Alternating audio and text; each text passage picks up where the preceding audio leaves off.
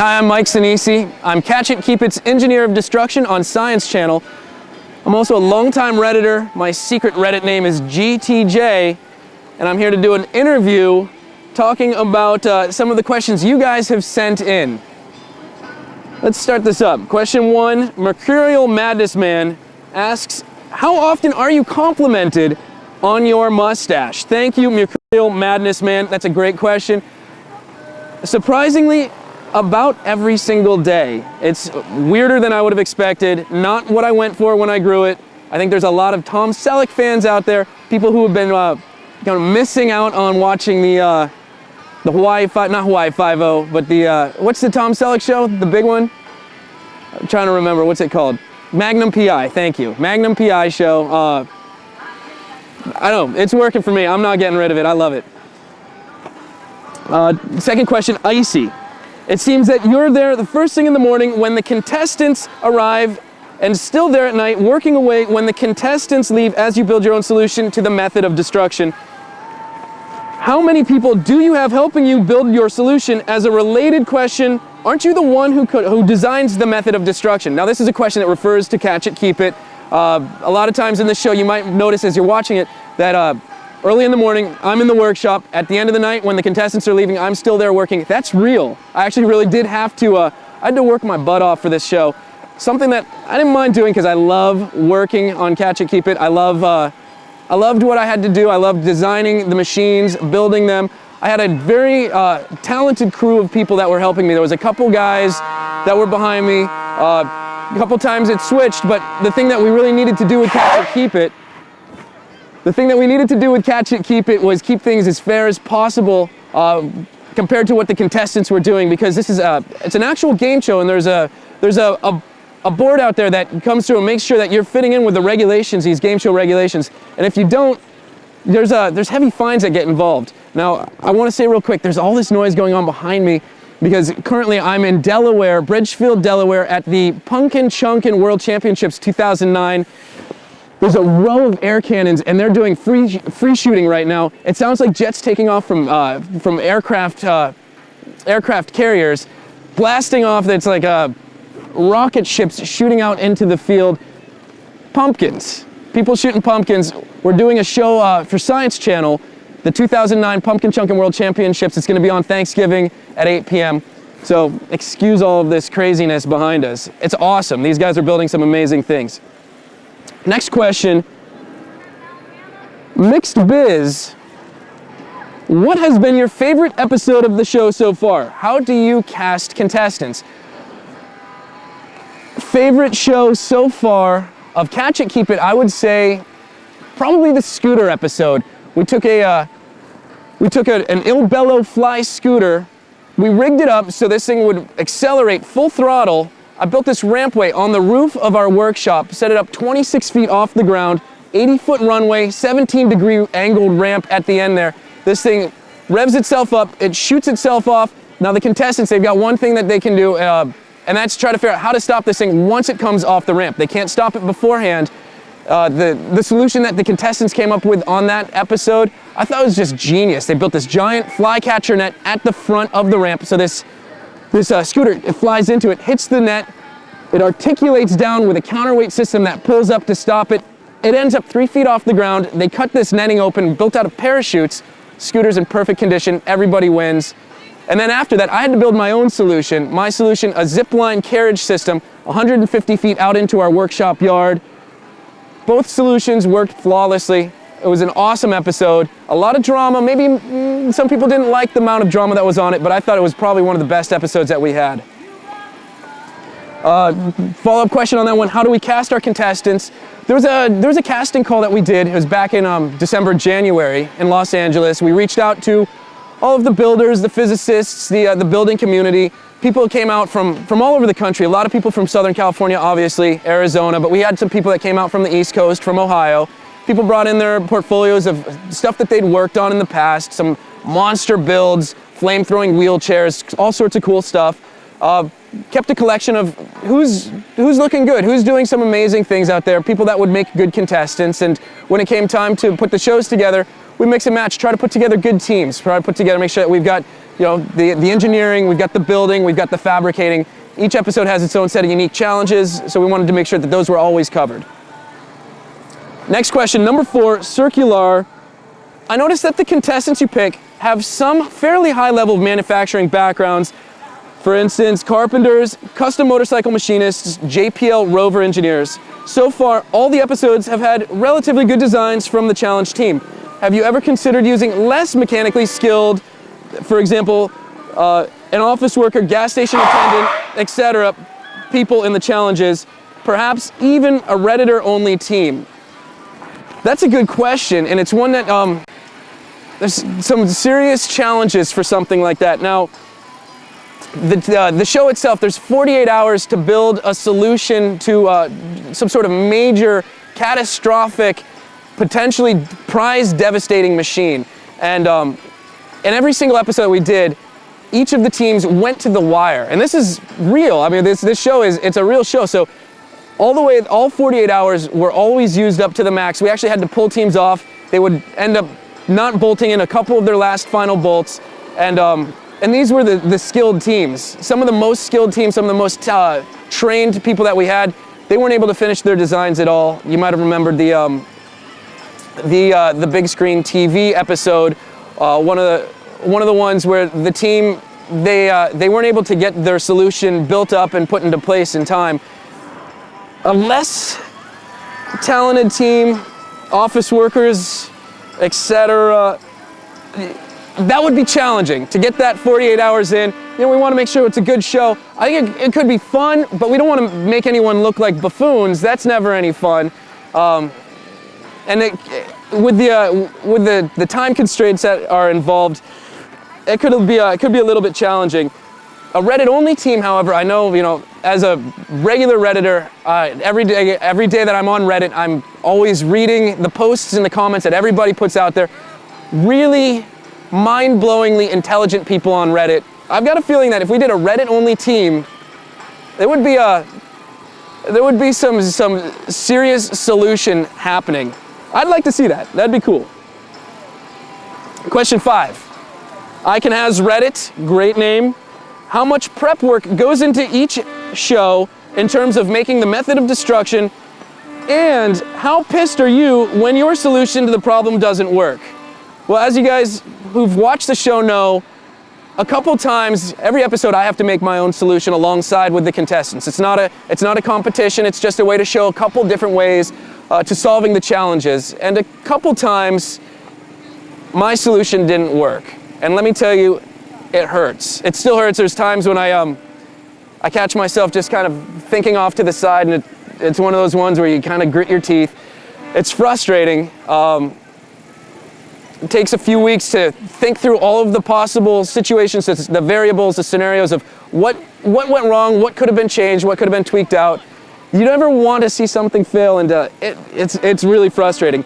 The amount of prep work that goes into each episode of the show. For the first few episodes, we had a few weeks of prior prep time. We knew some of the prizes coming into it. We had some of the methods of destruction already thought out. We tried to pre-build the first 3 episodes with about 2 weeks of time, but you can never build everything because there's a lot of stuff, especially solution-wise for me, that has to happen. I mean, it has to happen within the constraints of the show, 48 hours. The actual method of destruction itself, there's not a lot of space in our workshop, so we would have certain elements pre-built, but a lot of times it would be the 2 days before the episode, we would be back in the shop, we would be building at a frantic pace, and try to get everything done together and up in time for the contestants to come into the reveal. The amount of stuff that we pulled off in the amount of time that we had to do it, I'm pretty blown away. I couldn't believe that we actually made this thing happen, and as well as we did. But it turned out great. It was a good show. I'm very proud of it. Question 6, Catch It, Kill It. Another good name. Do you really get to keep all the stuff that the contestants fail to win? I don't know where you got this idea from that I got to keep anything. I came home with nothing on this show. The contestants, when they succeed in saving their prize, they get to keep the prize. My solution, obviously, like I said, it's not a competition. My solution comes up. If it works and theirs fails, I get the glory of winning. I don't get to keep any of the prizes. I kind of wish that I got to win a couple of them, because there was a couple prizes out there that I really liked a lot, but unfortunately, I was ineligible to take anything home. What would you change about Catch It, Keep It if you could? That's the follow-up question. I would have loved to have just a couple extra days of prep time. I think some of the methods of destruction that we had were absolutely brilliant, but all of them bigger, better, huger, harder, stronger, more devastating. A couple extra days to get that time, that prep time to build something, that would have been massive, something I would have loved. And the last of that question set there from Catch It, Kill It, have you ever considered having adorable puppies, kittens, etc. as the prize? Yes, I have. A side note from Catch It, Kill It, he says, I'd really wish Catch It, Keep It would start to focus more on the science side of things than boring old group dynamics. It's a running joke in our house that you guys pick contestants so that each team consists of one D-bag, one Poindexter, and one Priss. That's organic. That actually is something that we couldn't predict. We always tried to pick teams, like I said before, that we would have someone that understood the engineering enough, the physics of what's going on, someone that had the build skills, the construction skills, and possibly a fabricator. You mix and match a little bit depending on what the challenge was. We don't know how these teams are going to interact when they get together. We don't know. Coming into the casting calls, we look at a guy, he goes, okay, this guy, he looks like a real dickhead. He's definitely going to be a jerk on air. Comes out, turns into one of the biggest teddy bears that we could have guessed to have. Some of the teams that we had where we thought this is going to be a nightmare turned out to just work great together. And you know what? I agree. I thought some of the best shows that we did were the teams that worked just perfect together. A couple times, the drama got a little bit heavy, and it does take away a little bit from the science. I'm a science guy. I love science. I love physics. I love engineering. That's why I'm part of this show. And I was always happy when we could really focus on that.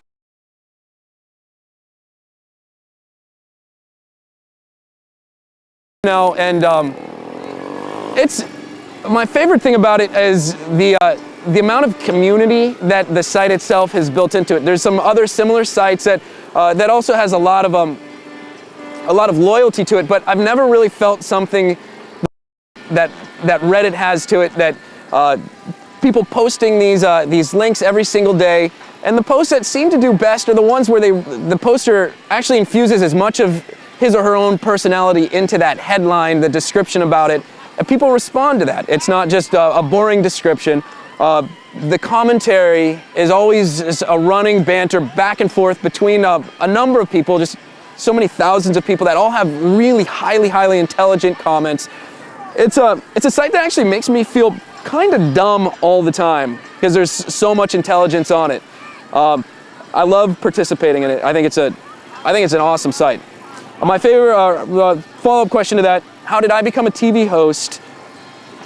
That's an interesting question. I was working in publishing. I was at Wired Magazine, and after Wired Magazine, still in the San Francisco area, I was working at Ready Made Magazine. I got a call from the Wired people who had been contacted by a TV crew that had done the Wired Science show on PBS. Those guys were looking for some hosts that were science-y, rock and roll knowledgeable, and my pals at Wired, they said, get in touch with Mike Senese. He's a good guy to talk to about this stuff. One thing led to another. I ended up in LA at a casting call. No aspirations, no expectations, and really no understanding of what was going into this casting call. It involved a table full of broken electronic equipments, musical equipments, tools. The producers said, just work with this stuff on here, see what you can do. And that's what I grew up doing, which is something I looked at and I said, great, this is fun, I'll play with it, but I don't know that Hollywood game. So when some of the other candidates were talking, they had these voices of gold and these hosting skills, these Ryan Seacrest capabilities. I was like, okay, I'm just out of my league. I'm outmatched. But at least I can knock apart a couple of sets of headphones, splice some wires together, wire up this old Marshall head into some bookshelf speakers, and get a little bit of a feedback loop going to see if we can get this Marshall head to blow the electricity out of the, to get the Marshall head to blow the speakers out of these bookshelf speakers and see how loud we could actually get these things going. Producers loved it. Next thing you know, I'm here at Punkin Chunkin watching people throw pumpkins 4,000 feet out into a field, which is probably one of the coolest things I've ever done, ever. Okay. Nancy Grace's testicles. Where'd you come up with that name? I don't know if this is a regular user or if this is one that was just thrown out for this Q&A here, but good question. Say I had a television show concept, we'll call it Ouch, My Genitalia. What ratio of testicle facts to ball crushing would I need to successfully get my show out of the pilot stage and onto Science Channel? Oh, sorry, would I need to get out of pilot on the Science Channel? And have you, I'll just answer that one real quick. Science Channel, testicle crushing to, or testicle facts to ball crushing, I would say, you know, Science Channel being very heavy on facts, information, you're really shooting for something probably over 50%. Now, I'm not a producer and I'm not one of the executives, but I know that doing Catch It, Keep It, one of the notes I would always get is, Mike, more science. We need more analogies, more equivalencies. It's always good to infuse as much science as you can get. So any of those testicle facts that you can muster up, get them. Get them out there. Ball crushing is good. Everybody loves to watch a good ball hit. So keep that in there. That's fun, but you gotta explain it. You gotta explain what's going on. Why does it hurt so bad when you get hit in the nuts? That's important to know. Good luck with your show. Follow-up question here. Have you ever had to reshoot scenes to increase the ratio of broken stuff to random facts? No, we haven't. The broken stuff, it always broke. And it broke pretty good. We did some awesome breaking. Mr. 2 R's on the end there, question 9. Are you required to dress all grimy like you do on the network, or is it out of choice? Do you dress like that on a normal basis? It's a nice touch either way. That's, thank you, that's a nice compliment. Not required to, was never asked to. The show, you know, as I was explaining before, I was there night and day. I'd get about 4 hours of sleep each night, and I usually wouldn't have time to shower, which is pretty disgusting, because I would just go home and I would get under the covers, covered in all of the grease, the grinding shavings, all of that welding slag. It was just what happens. I would be pulled out from the workshop to do some stand-up bits in front of the camera, explain what's going on, do a critique for the contestants, and then I'd have to sprint back into the workshop to keep working with my crew and try to get these solutions built, get the methods of destruction put together. So there was just no time to clean up. Maybe I would have washed my hands a little bit, some grease on the face. Hair is always awful, but thank you for the compliment. I appreciate it. Question 10, Splatterhouse, will I dream? Yes, you will. All intelligent beings do. We don't know why. And that's it, 10 questions. I'm Mike Senese. This is Punkin Chunkin 2009. Watch it on the Science Channel. Thanksgiving, November 26th, 8 p.m. on the East Coast. Catch it, keep it. Send those letters into the network. Tell them you're waiting to see it again. We're excited to get back out there into the workshop and start building some more machines. Thanks for the questions, and thanks for being an awesome community.